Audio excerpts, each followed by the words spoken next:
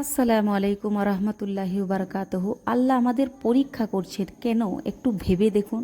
আপনার জীবনে যে কষ্টটা এসেছে, যে মানুষটা আপনাকে কষ্ট দিয়েছে, যে দোয়াটা এখনও কবুল হয়নি, যে সমস্যাটা বারবার ফিরে আসছে, আপনি কি কখনো নিজেকে প্রশ্ন করেছেন আল্লাহ আমার সঙ্গে এমন করছেন কেন? হয়তো আপনি অনেক রাত কেঁদেছেন, হয়তো মনে হয়েছে আমি তো কারো ক্ষতি করিনি, তাহলে আমার জীবনে এত পরীক্ষা কেন?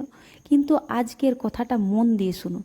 হয়তো আপনার জীবনে পরীক্ষাটা আপনার শাস্তি নয়, আপনার জন্য একটা পরীক্ষা, একটা শিক্ষা, আর আল্লাহর কাছে ফিরে যাওয়ার একটা পথ। আল্লাহ কুরআনে বলেছেন, আমি অবশ্যই তোমাদের পরীক্ষা করব কিছুটা ভয়, ক্ষুধা, ধন সম্পদ ও জীবন ফল ফসলের ক্ষতির মাধ্যমে, আর ধৈর্যশীলদের সুসংবাদ দিন। অর্থাৎ পরীক্ষা আসবে, এটা আল্লাহ নিজেই জানিয়ে দিয়েছেন। তাহলে প্রশ্ন হলো, আল্লাহ আমাদের পরীক্ষা করেন কেন? প্রথম কথা, আল্লাহ আমাদের পরীক্ষা করেন আমাদের ঈমান ও আমলের প্রকাশ করার জন্য।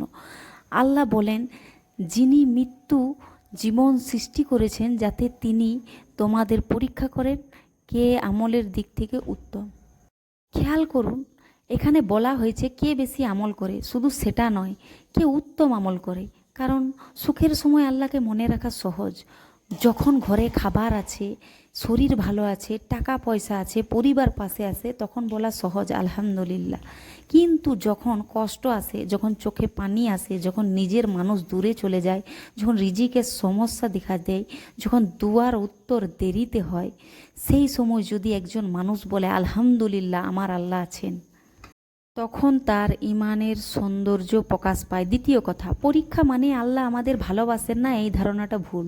রাসূল সাল্লাল্লাহু আলাইহি ওয়াসাল্লাম বলিয়াছেন, আল্লাহ যার কল্যাণ চান তাকে তিনি পরীক্ষায় ফেলেন।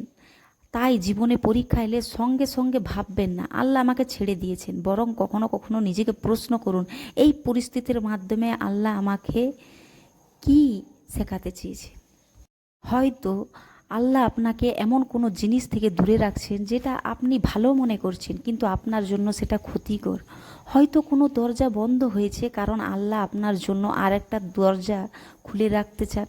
হয়তো কোনো দোয়ার উত্তর দেরিতে হচ্ছে কারণ আল্লাহ আপনার জন্য এমন সময় নির্ধারণ করছে যেটা আপনি এখনও জানেন না। আমরা শুধু আজকে দেখছি, আল্লাহ দেখেন পুরো পথ। তৃতীয় কথা, পরীক্ষা আমাদের আল্লাহর কাছে ফিরিয়ে আনে। সুখের সময় আমরা অনেক কিছু ভুলে যাই, ব্যস্ত হয়ে যাই, নামাজে মন কমে যায়, দোয়া কমে যায়, কোরআন পড়া কমে যায়, কিন্তু যখন হঠাৎ জীবনে একটা বিপদ আসে, তখন মানুষ বলে হে আল্লাহ। রাতে ঘুম ভেঙে যায়, হাত উঠে যায় দোয়ার জন্য, চোখ দিয়ে পানি পড়ে, আর তখন মানুষ বুঝতে পারে দুনিয়ার সব দরজা বন্ধ হয়ে গেলেও আল্লাহর দরজা কখনো বন্ধ হয় না। নিশ্চয়ই কষ্টের সঙ্গে স্বস্তি রয়েছে, নিশ্চয়ই কষ্টের সঙ্গে স্বস্তি রয়েছে। দেখুন, আল্লাহ একবার নয় দুবার বলেছেন, কষ্ট এসেছে মানে গল্প শেষ নয়, কষ্টের সঙ্গে স্বস্তির পথও থাকে। চতুর্থ কথা, পরীক্ষা আমাদের ধৈর্য শেখায়। ধৈর্য মানে শুধু চুপ করে কষ্ট সহ করা নয়, ধৈর্য মানে কষ্টের মধ্যেও হারাম পথে না যাওয়া, রাগের সময় অন্যায় কথা না বলা, বিপদের সময় আল্লাহর ওপর ভরসা রাখা, দোয়া কবুল হতে দেরি হলেও দোয়া ছেড়ে না দেওয়া, এটাই সবর। আল্লাহ বলেছেন নিশ্চয় আল্লাহ ধৈর্যশীলদের সঙ্গে আছে। একটু ভাবুন, যদি জীবনে কোনো কষ্টই না আসতো তাহলে আমরা কিভাবে সবর শিখতাম? যদি কোনো পরীক্ষা না থাকতো তাহলে আমাদের ইমানের শক্তি আমরা কিভাবে বুঝতাম? যেমন পরীক্ষার খাতায় না বসলে ছাত্রের প্রস্তুতি বোঝা যায় না, তেমনি জীবনে পরীক্ষার সময় মানুষের ইমানের অবস্থাও প্রকাশ পায়। পঞ্চম কথা, পরীক্ষা আমাদের গুনাহ মাফের কারণও হতে পারে। রাসূল সাল্লাল্লাহু আলাইহি ওয়াসাল্লাম বলেছেন, একজন মুমিনের ওপর যে কষ্ট, অসুস্থতা, দুঃখ, কষ্টদায়ক বিষয় জীবনে একটি কাঁটার আঘাত আসে, আল্লাহ এর মাধ্যমে তার কিছু গুনাহ মাফ করে দেন। তাই আপনারা জীবনে কোনো কষ্ট এলে শুধু কষ্টটাই দেখবেন না, ভাবুন হয়তো এই কষ্টটার মধ্যেও আপনার জন্য আল্লাহর রহমত লুকিয়ে আছে। অবশ্যই এর মানে এই নয় যে আল্লাহর কাছে কষ্ট চাইব না, আমরা আল্লাহর কাছে সুস্থতা, নিরাপত্তা এবং শান্তি চাইব। কিন্তু যখন পরীক্ষা এসে যায় তখন হতাশ না হয়ে আল্লাহর ওপর ভরসা করব। আর একটা গুরুত্বপূর্ণ বিষয়, আল্লাহ কি আমাদের পরীক্ষা করেন কারণ তিনি জানেন না আমরা কি করব? না, আল্লাহ সব কিছুই জানেন। তিনি আমাদের অতীত জানেন, বর্তমান জানেন এবং ভবিষ্যৎও জানেন।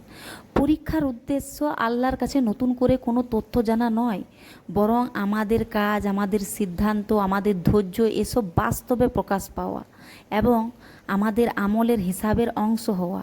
আমরা অনেক সময় বলি আমি তো ইমানদার, কিন্তু ইমান শুধু মুখের কথা। ইমান জীবনে প্রকাশ পায়। বিপদের সময় আপনি কি করেন, রাগের সময় আপনি কি করেন, অন্যায়ের সুযোগ পেলে কি করেন, দোয়ার উত্তর দেরিতে হলে কি করেন, সেখানেও পরীক্ষা। তাহলে কি ভালো মানুষেরও পরীক্ষা হয়? হ্যাঁ, বরং নবী রসুলদের জীবন দেখুন।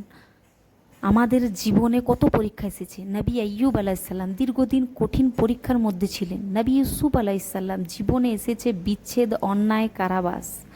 নবী ইব্রাহিম আলাইসাল্লাম এর জীবনে কঠিন পরীক্ষা, কিন্তু তারা আল্লাহর ওপর ভরসা আনায়নি। তাই মনে রাখবেন, পরীক্ষা আসা মানে আপনি খারাপ মানুষ এটা নয়। কখনো পরীক্ষা শাস্তি হতে পারে, কখনো সতর্কতা হতে পারে, কখনো গুনাহ মাফের কারণ হতে পারে, আবার কখনো মর্যাদা বাড়ানোর মাধ্যম হতে পারে। কোনো নির্দিষ্ট ব্যক্তির কোনো নির্দিষ্ট বিপদকে দেখে নিশ্চিতভাবে বলা ঠিক নয় যে এটা আল্লাহর শাস্তি। আমরা জানি না আল্লাহর রহমত কি, আল্লাহই ভালো জানে। এবার নিজের জীবনের দিকে তাকান। হয়তো আপনার কোনো একটা কষ্ট আছে যেটা কাউকে বলতে পারেন না। হয়তো আপনার হাসির আড়ালে অনেক কান্না লুকিয়ে আছে। হয়তো আপনি সবার সামনে স্বাভাবিক থাকেন, কিন্তু একা থাকলে আল্লাহকে বলেন, হে আল্লাহ আর কত। যদি এমন হয়, তাহলে আজ একটা কথা মনে রাখুন, আপনার আল্লাহ আপনার কান্না দেখছেন, আপনার কষ্ট তিনি জানেন, আপনার দোয়া তিনি শুনছেন। আপনার পরিস্থিতি আপনার কাছে যতই কঠিন হোক, আল্লাহর কাছে তা অসম্ভব নয়। আল্লাহ বলছেন, আল্লাহ কাউকেও তার সাধ্যর বাইরে দায়িত্ব দেন না। তাই আপনি যখন মনে করবেন আমি আর পারছি না, তখন আল্লাহর কাছে ফিরে যান, নামাজ পড়ুন, দোয়া করুন, কোরআন পড়ুন আর বলুন, হে আল্লাহ আমি দুর্বল, আপনি আমাকে শক্তি দিন। আমি জানি না কি ভালো, আপনি জানেন। আমার জন্য যা কল্যাণকর সেটাই নির্ধারণ করুন। শেষ কথা, জীবনে পরীক্ষা আসবেই। কেউ টাকা দিয়ে পরীক্ষিত হবে, কেউ দারিদ্র্য দিয়ে পরীক্ষিত হবে, কেউ অসুস্থতা দিয়ে পরীক্ষিত হবে, কেউ সম্পর্ক দিয়ে পরীক্ষিত হবে, কেউ একাকিত্ব দিয়ে, কেউ সফলতা দিয়েও পরীক্ষিত হবে। কারণ শুধু দুঃখই পরীক্ষা নয়, সুখও পরীক্ষা। আপনার হাতে টাকা আছে, আপনি কি করেন? ক্ষমতা আছে, আপনি কি করেন? সময় আছে, আপনি কি করেন? সুস্থ শরীর আছে, আপনি কি করেন? এসবও পরীক্ষা। তাই যখন সুখ আসবে বলবেন আলহামদুলিল্লাহ, আর যখন কষ্ট আসবে ইন্না লিল্লাহি ওয়া ইন্না ইলাইহি রাজিউন। তারপর আল্লাহর ওপর ভরসা রাখবেন, কারণ আমরা জানি না সামনে কি আসছে, কিন্তু আমরা জানি আমার রব সব জানেন। আর একজন মুমিনের সবচেয়ে বড় শক্তি হলো সে ভবিষ্যৎ জানে না, কিন্তু ভবিষ্যৎ যিনি জানেন তার ওপর ভরসা করি। তাই আপনারা জীবনে যদি কখনো পরীক্ষা চলতে থাকে, হতাশ হবেন না। হয়তো এই পরীক্ষার পরে আপনার জীবনে এমন একটা দরজা খুলবে যেটা আপনি আজ কল্পনাও করতে পারছেন না। সবর করুন, নামাজকে আঁকড়ে ধরুন, দোয়া ছাড়বেন না, আর আল্লাহর ওপর ভরসা রাখুন। আল্লাহ আমাদের সব পরীক্ষায় উত্তীর্ণ হওয়ার তৌফিক দিন। আমাদের গুনাহ মাফ করুন, আমাদের ইমানকে শক্ত করুন এবং দুনিয়া ও আখিরাতের কল্যাণ দান করুন। আমিন। আসসালামু আলাইকুম ওয়া রাহমাতুল্লাহি ওয়া বারাকাতুহু।